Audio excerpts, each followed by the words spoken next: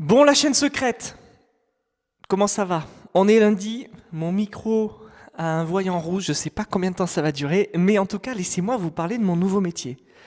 Avec l'intelligence artificielle, vous le savez, on n'écrit plus de code, on n'écrit plus rien, c'est elle qui travaille pour nous.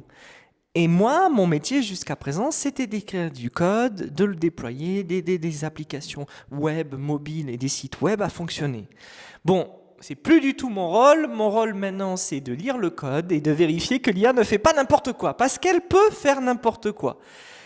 Et donc, par extension, pour savoir si elle fait n'importe quoi, il faut quand même connaître. Il faut quand même savoir ce qu'on fait. C'est pour ça que la barrière pour les entrants va être de plus en plus haute, parce que les entrants n'ayant pas d'expérience, certainement un minimum de connaissances, eh bien en fait, ils vont pas pouvoir faire ce que je fais. Et c'est compliqué pour eux. Ils seront obligés d'aller à l'aveugle et de faire en sorte que ça fonctionne. Il faut faire confiance à l'IA. Le seul problème, c'est que l'IA, elle doit savoir ce qu'elle fait. Et c'est pour ça qu'on va essayer à l'avenir de trouver un moyen qu'elle sache tout, ce qui est assez complexe. La chaîne secrète, je suis ravi de vous retrouver. Je m'appelle Guillaume, ça fait 15 ans que je suis dans la tech et j'ai créé cette chaîne secondaire pour parler de ma vie. Vous êtes dans mon studio, dans le sud-ouest de la France, dans ma maison. Ma nouvelle maison que j'ai investie il y a 6 mois. Il commence à faire super beau, je suis ravi de faire ces vlogs. Bientôt je vais les faire dehors, ce sera quand même plus sympa. Celui d'aujourd'hui, je voulais le faire dehors parce qu'il fait soleil, mais j'ai quand même un petit peu froid, je vous avoue. Voilà. Plutôt énergie down, on va dire, en cette fin de journée. Il est 16h, je suis levé depuis 6h30, donc vous imaginez bien. Bon, je vais vous avouer un truc, j'ai fait une petite sieste parce que j'étais vraiment trop fatigué, je pouvais plus tenir le coup. Mais c'est à peu près ça. Bon, maintenant, il y a un truc dont je veux parler, c'est que avec ce nouveau métier que j'ai, parce qu'en fait, très peu de gens, mais vraiment, je pense que s'il y a 20, 30, 40 vues sur cette vidéo, considérons qu'il y aura 20, 30, 40 personnes qui auront vu cette vidéo. Rien que sur ces 20, 30, 40 personnes, il y en a beaucoup qui n'utilisent pas l'IA, vous vous rendez pas compte. Elles ne savent pas ce que l'IA est en train de faire. Je suis sûr que d'ici un an, je vais entendre quelqu'un qui va me dire quelque chose que j'ai pensé aujourd'hui, non pas parce que je suis un génie qui suis en avance, c'est pas ce que je suis en train de dire, mais comme je suis aux avant-postes, je vois exactement ce qui est en train de se passer. Quelqu'un dans un an va me dire, mais pourquoi on n'a pas interdit ça? Parce que avec tous les dégâts que ça peut faire à la société et tout le reste, au métier, pourquoi, enfin, on ne peut pas détruire la vie des gens comme ça. Vous savez quoi, les amis, je suis absolument d'accord. Je me dis, mais waouh, en fait, c'est quand même un peu une dinguerie ce qu'on est en train de faire, ce qui est en train de se passer, et peu de gens en prennent conscience. Je suis assez ravi parce que très souvent, je disais à mes parents et autour de moi, j'ai 2 fils pour le moment, j'ai un 3e fils qui arrive bientôt. Je ne sais pas ce que vous en pensez, si vous êtes d'accord, vous mettrez un emoji cerise, si vous n'êtes pas d'accord, vous mettrez un emoji orange dans les commentaires, mais euh, moi je pense que en fait nos enfants ne travailleront jamais. Alors, vous savez, à chaque fois, si vous suivez mes vlogs, vous savez qu'à chaque fois j'ai un délire. Ce délire, c'est de me dire, waouh, peut-être mes ancêtres, un jour, ils regarderont cette vidéo. Là, je suis le 23 février, il est 16h13. Peut-être qu'ils regarderont ça en 2060 ou 2080. Peut-être que c'est pas du tout ce qui va arriver, ils vont vraiment travailler à fond. Et si c'est le cas, je vais vous dire ma pensée de 50 ans en arrière, pour vous qui regardez. C'est que ben, je pense que en fait, ce sera terrible parce que ça veut dire que la technologie, nous sommes vraiment esclaves de la technologie. Parce que si vous ne travaillez pas, alors on aura réussi à atteindre l'objectif qui est que l'informatique, ce qu'on appelle l'informatique, c'est-à-dire la technologie, la numérisation de tout notre savoir et la numérisation de toutes nos capacités en fait intellectuelles, nous permettent en fait de ne plus faire d'efforts. Et de se concentrer sur d'autres choses où la vie est plus importante, c'est-à-dire le sport, les voyages, tout ça, etc., etc. Ok. Alors ça peut vous paraître très naïf. Vous vous dites, mais celui-là, mais il vit dans un monde qui n'existe pas. Oui, peut-être, mais le monde dans lequel on existe, c'est un monde où il y a de moins en moins de travail. C'est horrible, mais aujourd'hui, j'ai reçu 3 messages d'amis qui soit me demandent du travail parce qu'ils ont perdu leur travail, ou alors qu'ils ont, en fait, qui ont été licenciés à l'amiable, qui sont au chômage mais qui veulent retrouver un travail, soit des amis qui veulent se lancer dans le freelancing parce qu'ils imaginent qu'il y a plus de travail dans le freelancing que dans le salariat, ce qui est absolument faux. Bon, J'en ai 3. C'est des amis, des relations professionnelles avec qui je ne parle pas forcément tous les jours. Je ne sais pas si vous rendez compte de ça. Et la semaine dernière, j'en ai eu quelques-uns aussi. En fait, j'ai de plus en plus de gens qui arrivent vers moi et peut-être que même moi, bientôt, à travers ce daily, je vais vous demander de me trouver du travail, ce qui est totalement possible. Je ne sais pas si vous vous rendez compte, hein. On en est là, on en est arrivé à ça. Et je pense qu'il va falloir très vite que la société trouve une solution parce que sinon, ça va être l'hécatombe, ça va être l'effondrement. Peut-être qu'on a été aveugle parce que c'est ce qui s'est passé en Italie, en Grèce et tout ça. Peut-être qu'on a été aveugle et que, en fait, c'est ce qui s'est déjà passé pour ces pays-là et c'est ce qui nous attend pour la France. Bon, moi, je vais vous dire une chose, je suis ravi d'être en France. Que je sois riche ou pauvre, je m'en fous. J'adore ce pays, je suis très bien là où je suis. J'adorerais qu'il y ait une France idéale. Et je vais vous faire le portrait de ma France idéale rapidement. Peut-être que je devrais faire une vidéo dédiée là-dessus. Une vidéo dédiée sur la France idéale.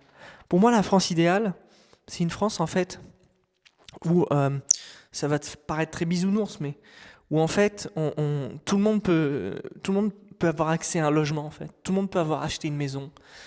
Une seule maison, on n'est pas obligé de donner un accès au crédit total pour que les gens fassent les fous et qu'ils aient 150 000 maisons. C'est absolument pas ça le danger, d'ailleurs les gens s'en foutent totalement de ça. Mais qu'au moins tout le monde puisse avoir accès à une maison et puisse avoir accès à un travail qui lui permette de payer cette maison. Alors les gens vont dire ouais, il y a du travail, les gens sont des enculés, les gens veulent pas travailler, tout ça, etc. Je suis d'accord, il y a du travail, mais il est très mal payé en fait. C'est pas digne. Il faudrait mettre beaucoup plus de valeur dans beaucoup de métiers. Et me dites pas qu'il y a l'argent parce que qu'il y a pas l'argent parce que quand je vois certaines dépenses, mais des dingueries, comme la mairie de Paris qui a dépensé 1 milliard d'euros pour la Seine. 1 milliard d'euros, les amis. Je sais pas si vous vous rendez compte de ce que c'est 1 milliard d'euros.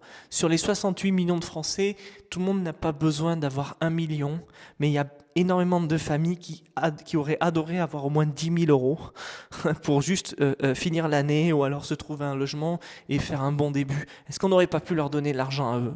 Ben non, en fait, on a mis 1 milliard d'euros dans la Seine qui est quand même polluée. Je ne sais pas si vous mesurez le niveau qu'il y a. Ça s'appelle de la corruption. Ben moi, dans la France dans laquelle je vis, tout serait hyper transparent.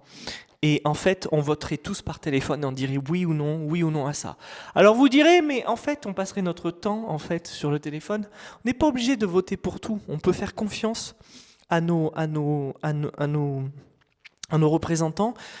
Chose que c'est pas du tout le cas pour moi, hein. Je fais absolument pas confiance en qui que ce soit en fait. Maintenant, je suis comme beaucoup de gens, je vais pas aller voter et je vais attendre que le système s'effondre.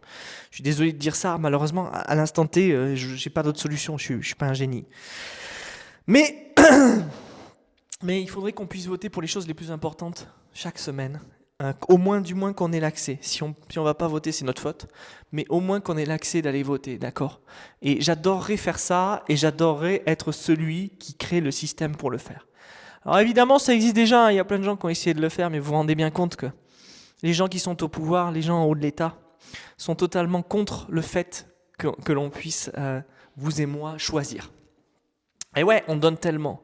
Je vais vous donner un chiffre. Bon, je vais pas donner le chiffre exact, mais quand je donne 30 000 euros, on va dire, par trimestre à l'URSSAF, c'est pas 30 000 euros qui va à vous, là, les viewers. Peut-être que vous êtes dans la merde, peut-être que vous n'avez pas de job, peut-être que vous êtes étudiant et tout ça, etc. C'est pas de l'argent qui va à vous, on le sait très bien, vous le savez très bien. Je dis pas que ça va à la corruption, tout ça, etc. Mais on sait que l'argent est mal redistribué et qui part dans des postes de décision très souvent déterminés par les gens qui décident de cet argent. Et moi j'en ai marre de ça. Mais bon, je suis ici en France, j'adore mon pays, je veux que mes enfants commencent à grandir en France.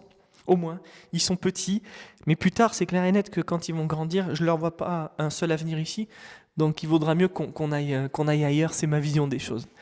Voilà, c'est ce que j'avais envie de vous dire aujourd'hui. On arrive à 9 minutes du daily. Je vous remercie les amis d'écouter, tous ceux qui écoutent jusqu'à la fin, ça me fait vraiment plaisir. C'est un exercice très bizarre en fait de faire ces daily parce que je me retrouve ici tout seul à tourner en rond, à parler. En fait, je vais vous dire une chose, je pourrais faire des daily d'1 heure. Parce que j'ai plein de choses à faire, plein de choses à dire, plein de choses à échanger. J'aimerais faire plein de choses avec vous. Vous venez me voir, on discute ensemble et tout ça, etc. Ça, c'est mon vrai plaisir du jour. Si je fais ces daily, c'est pour que vous m'envoyiez des messages. Non pas parce que je suis seul et que j'ai pas d'amis et tout, mais je pense que quelque part, si je fais ça, c'est pour échanger, pour créer quelque chose avec vous. J'ai rien à vous vendre. Alors oui, j'ai des produits que vous pouvez acheter, tout ça, etc.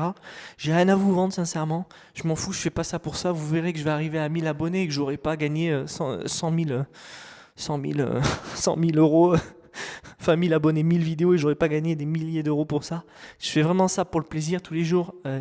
10 minutes, c'est quelque chose que j'apprécie énormément. Ce qui compte, c'est le long terme, la consistance et puis d'avoir cette espèce de journal dont j'ai toujours rêvé, une sorte de journal vidéo de ce que j'ai pensé, de ce qui s'est passé.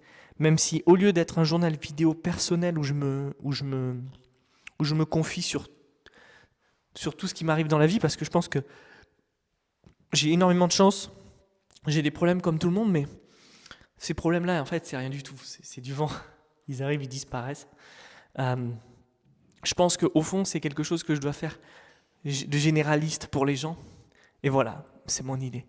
Allez, la chaîne secrète. Je vous laisse les amis, je vous dis à demain. Ciao!